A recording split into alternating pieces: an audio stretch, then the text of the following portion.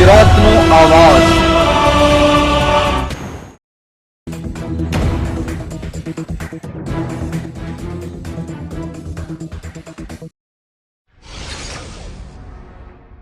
ભરૂચ જિલ્લાના આમોદથી ડાઢર નદીની સપાટી સવારે 7 વાગ્યા સુધી 101.5 પર વહી રહી હતી, જ્યારે ભયજનક સપાટી 102ની છે।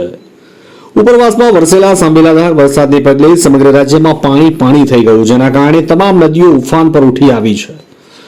વડોદરાના આજવા સરોવરના ગેટ ખોલવામાં આવ્યા હતા, જેનું પાણી આમોદની ડાઢર નદીમાં આવતું હોય છે, જેને લઈને આજે સવારે આમોદ નજીકથી પસાર થતી ડાઢર નદી ઉફાન પર આવી છે, જેની સવારે 7 વાગ્યા સુધીની સપાટી 101.5 પર વહી રહી હતી, જ્યારે ભયજનક સપાટી 102 કહેવાય છે।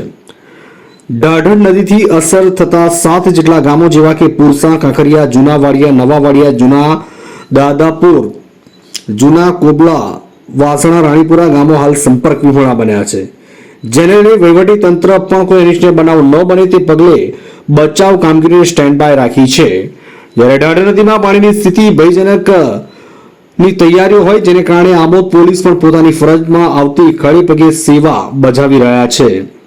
આમોદથી અમારા પ્રતિનિધિનો રિપોર્ટ।